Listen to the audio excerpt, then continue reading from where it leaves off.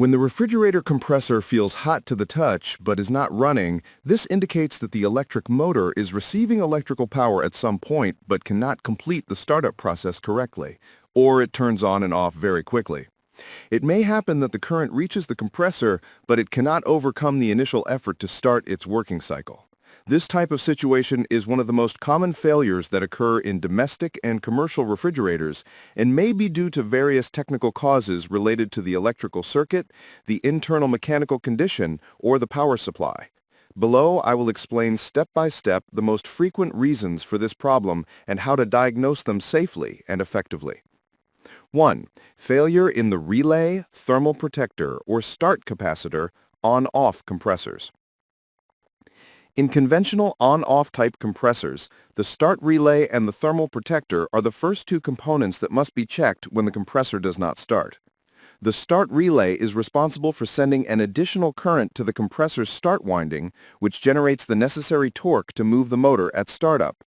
Once the compressor is running, the relay stops sending current to the start winding. If the relay is damaged, the motor does not receive this extra boost and simply tries to start unsuccessfully, generating heat and overload. The thermal protector, on the other hand, serves as a safety device. It disconnects the electrical power if it detects excessive temperature or abnormal current consumption, preventing the compressor from burning out or suffering internal damage. When this component constantly acts, you can hear the classic click of the circuit opening and closing. Symptoms. The compressor tries to start, produces a characteristic click, and immediately shuts off. The compressor shell feels hot to the touch, but no vibration or motor operation is detected. After a few seconds, another click is heard, corresponding to the thermal protector resetting the circuit. Solution. First, disconnect the refrigerator from the power supply and allow the compressor to cool completely before handling it. Check that the thermal protector, located on the compressor's common pin, is properly connected and has electrical continuity. Then, without reconnecting the appliance to power yet, prepare two test wires. One will go to the common pin, C, and the other will split into two ends using a small jumper. Connect wire A to the start winding, S, and wire B to the run winding, R. Briefly power the system. The compressor should start immediately. If it does, quickly disconnect wire A, start. If the compressor continues running steadily, the problem is in the start relay, which was not sending the boost current. Some compressors use a start capacitor. This component must be handled carefully since it can retain an electrical charge even after being disconnected from the system. Before touching it, make sure to discharge it properly. For a typical 100 microfarad and 250 to 330 volt capacitor, the safest way to discharge it is by using a 100 kilo ohm by 2 watt resistor connected for a few seconds between its terminals. Afterwards, you can test with another capacitor of the same capacitance or measure its value with a multimeter set to the microfarad scale. If the measured value differs from the nominal printed on the capacitor body, it is deteriorated and must be replaced. 2. Low voltage or unstable power supply. One of the most common causes of failed compressor startup is low voltage or power instability. When the voltage supplied to the appliance is lower than required, for example, less than 100 volts in a system designed for 120 volts, the compressor cannot generate enough electromagnetic force to rotate. Under these conditions, the motor heats up quickly due to excessive effort, and the thermal protector may activate repeatedly, turning the unit off and on. Symptoms. The compressor emits a humming sound or slight vibration but does not start. The internal lights of the refrigerator dim or flicker during startup attempts. Solution. Check the outlet voltage with a multimeter. If you find it below the nominal value, do not try to force the appliance to start, as this could damage the compressor motor or electronic board. It is advisable to use a voltage stabilizer or regulator suitable for refrigeration, or try connecting the refrigerator to a different power line. Maintaining stable voltage is crucial to extend the compressor life and prevent overheating. 3. Mechanically locked compressor. Over time, internal components of the compressor such as pistons, valves, or rods may wear out or accumulate debris, leading to a mechanical lock. This type of damage prevents the motor from rotating freely even if it receives electrical current, causing it to overheat and trigger the thermal protector. Symptoms: the compressor heats up very quickly even though it is not running properly. The relay or thermal protector activates every few seconds. The typical humming noise of a running motor is absent. Solution: when there is an internal mechanical blockage, there is no simple repair. In most cases, the compressor must be replaced entirely. 4. Damaged compressor windings. Another frequent cause is failure in the motor windings, which may be open, shorted, or leaking to ground.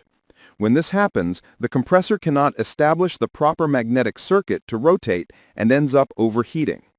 Symptoms: the start relay is in good condition, but the compressor does not turn on. The compressor shell is hot, with no vibration or running sound. Solution: with the unit disconnected, measure the electrical resistance between the three compressor pins: C, common; S, start; C, common; R, run; S, start; R, run. The readings must be consistent with each other. If any reading shows open, infinite, or 0 ohms, it means there is a burned or shorted winding. In that case, the compressor must be replaced, as this type of fault cannot be repaired. Inverter compressors, advanced diagnosis. In modern refrigerators with inverter technology, the diagnosis changes completely. These units use an inverter electronic board that controls the compressor through modulated three-phase alternating current, allowing variable speed and better energy efficiency. The compressor is not directly connected to the power supply, but depends entirely on the electronic control. Therefore, when it gets hot and doesn't start, the causes usually lie in the control electronics. 1. The inverter board is not sending voltage to the compressor. The inverter board converts AC, alternating current, to DC, direct current, and then electronically modulates it to generate three phases that feed the compressor motor. If any of the main components of the board, such as IGBTs or MOSFETs, fail, the three windings of the compressor do not receive equal or proper power, even if partial voltage is present. Verification: measure the resistance between the three compressor pins. They should all be equal, generally between 6 and 12 ohms, depending on the model. Then measure the resistance to ground. There must be no continuity. If there is, it means there is a short or leakage to ground.